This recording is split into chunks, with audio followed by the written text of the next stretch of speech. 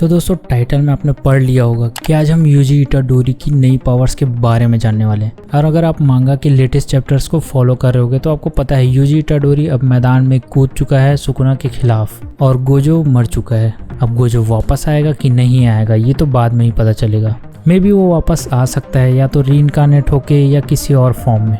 खैर बात करते हैं यूजी के बारे में। तो यूजी मैदान में कूद चुका है और जैसा कि आप उसे देख रहे हो तो उसके नाखून बढ़ चुके हैं, उसके बाल खड़े दिख रहे हैं जैसे कि सुकुना को देख के लगता है। तो आज मैं इसी बारे में बात करूंगा कि यूजी इटाडोरी की नई पावर्स कौन कौन सी हो सकती है। Third, blood manipulation. अब आप लोग को पता ही है कि यूजी चोजो का कजन लगता है क्योंकि यूजी और चोजो दोनों के पेरेंट्स में से कोई एक कॉमन थे, जिसकी वजह से वो रिश्तेदार तो लगते हैं लेकिन दूर के, एकदम क्लोज रिलेशन नहीं है उनका। लेकिन अगर इस बात को ध्यान में रखा जाए कि उस कर्स स्पिरिट के कारण चोजो को अपनी ब्लड मैनिपुलेशन की पावर मिली जो कामो फैमिली की इनहेरिटेंस है, और चोजो के पास अगर ये पावर है तो मोस्ट प्रोबेबली ये भी हो सकता है कि यूजी इटाडोरी के पास भी ये पावर आ सकती है।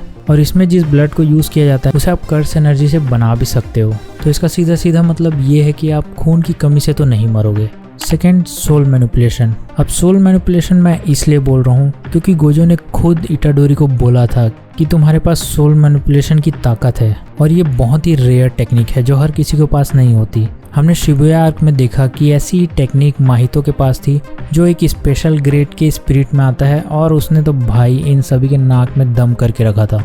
इवन जब उसे लास्ट में पता चला कि उसके सोल का असली फॉर्म क्या है तब तो वो और ज़्यादा पावरफुल बन गया था भाई। सोचो अगर यही पावर इटाडोरी को मिल गई, अगर वो अपने सोल को मैनिपुलेट कर पाया तो वो बहुत ही ज़्यादा पावरफुल बन सकता है और इवन सुकुना को भी सरपास कर सकता है, क्योंकि सोल मैनिपुलेशन की टेक्निक होना ही अपने आप में बहुत बड़ी बात है। एंड नंबर 1 पे है सुकुना की पावर। अब मांगा में हम इटाडोरी को ये बोलते हुए देख चुके हैं। अब मांगा में हम इटाडोरी को ये चीज़ बताते देखते हैं कि भले सुकुना इटाडोरी के बॉडी से बाहर निकल गया हो लेकिन अभी भी उसकी बॉडी सुकुना के फिंगर की तरह है जो कर्स एनर्जी में डूबी हुई है। इसका मतलब सीधा सीधा ये है कि वो सुकुना की पावर्स को आगे जाकर यूज भी कर सकता है, या फिर हो सकता है कि उसका कोई डोमेन हो जो अवेकन हो जाए, जो बहुत ही ज्यादा खतरनाक कर्स टेक्निक हो। और ये चीज सुकुना के खिलाफ बहुत ही काम आ सकती है, इवन किंजाकू के खिलाफ भी बहुत काम आ सकती है, क्योंकि गोजो ने मरने से जस्ट पहले बताया था कि तुम्हारी सबसे पावरफुल टेक्निक तुम्हें ही अगर आके हिट करे तो भी तुम्हें ज्यादा कुछ डैमेज नहीं होने वाला।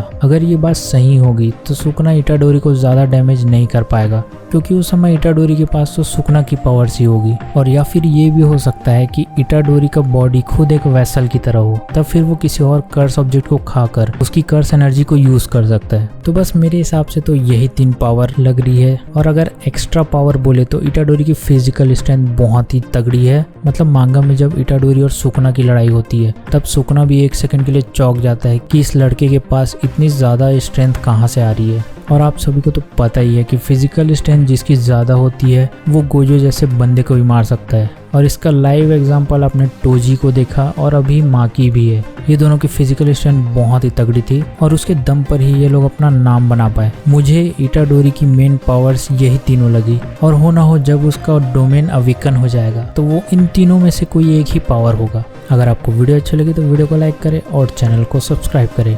Thank you for watching this video.